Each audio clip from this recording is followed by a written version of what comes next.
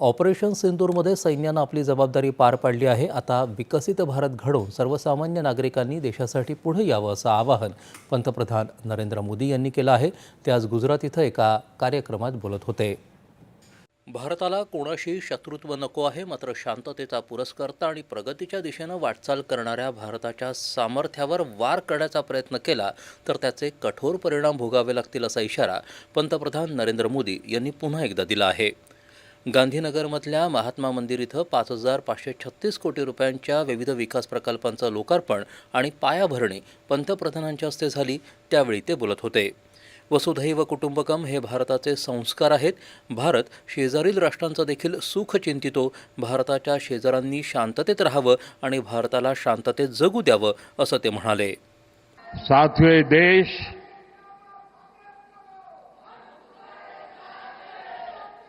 उस महान सांस्कृतिक परंपरा को लेकर के चला है।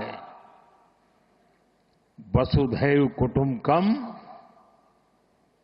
ये हमारे संस्कार है, ये हमारा चरित्र है। सदियों से हमने इसे जिया है।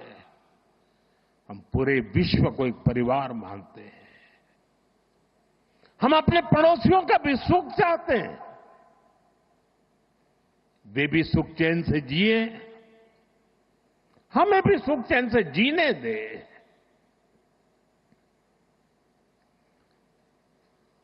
ये हमारा हजारों साल से चिंतन रहा है।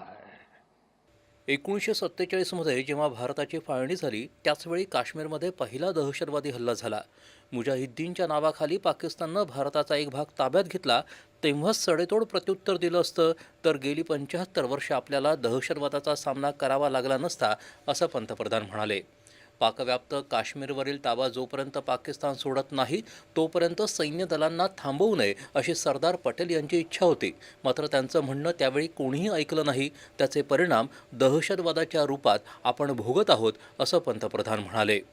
पाकिस्तानसोबत आजपर्यंत 3 वेळा झालेल्या युद्धात भारतानं पाकिस्तानला नेहमीच पराभूत केलं आहे असं त्यांनी सांगितलं। पाकिस्तान करत असलेल्या कुरघोडींना कायम छुपयुद्ध म्हटलं जायचं। आता मात्र याला छुपयुद्ध म्हणायची चूक कुणीही करणार नाही। हा पाकिस्ताननं जाणून बुजून भारताविरुद्ध आखलेला कट आहे। भारताविरुद्धचं हे युद्धच आहे। मात्र हे आता भारत कदापि सहन करणार नाही असं ते म्हणाले। मैं इसलिए कहता हूं अब ये प्रॉक्सी वॉर नहीं कह सकते इसको, क्योंकि जो आतंकवादियों के जनाजे निकले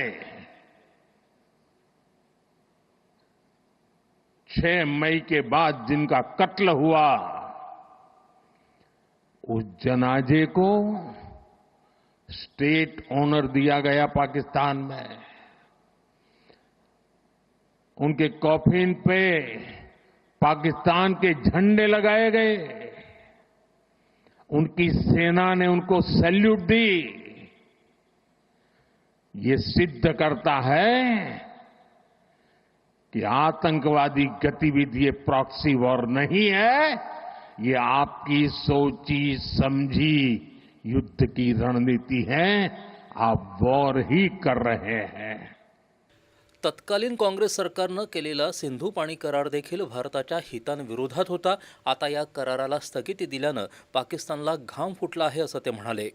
2014ला रालोआ सरकार सत्तेवर आलं तेव्हा भारताची अर्थव्यवस्था 11व्या क्रमांकावर होती। मात्र गेल्या 11 वर्षात अनेक संकटांचा मुकाबला करत खूप कमी वेळात अर्थव्यवस्था 4थ्या क्रमांकावर आली असल्याचं त्यांनी सांगितलं।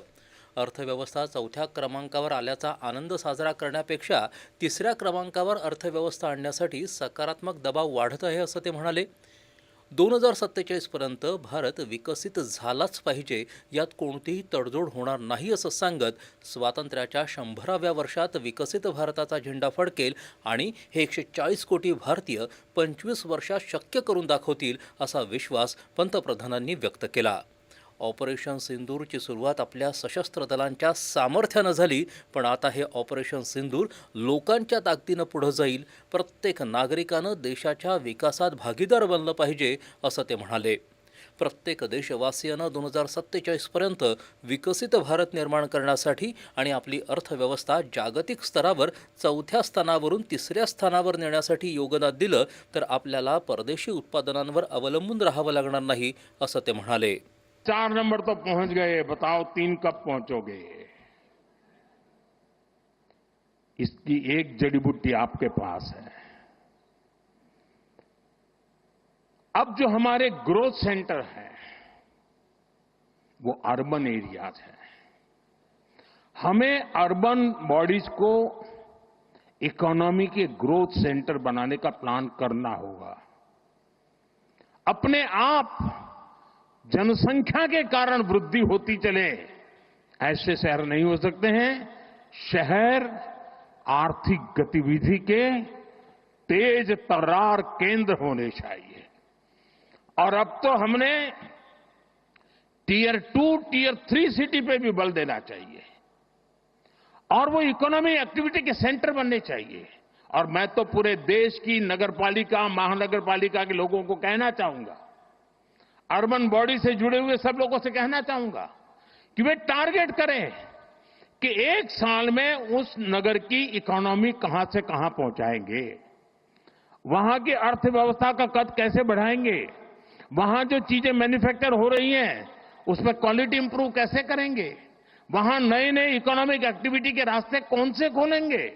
जो किसान पैदावार करता है उसका वैल्यू एडिशन ये इन नगर पालिकाओं में शुरू हो.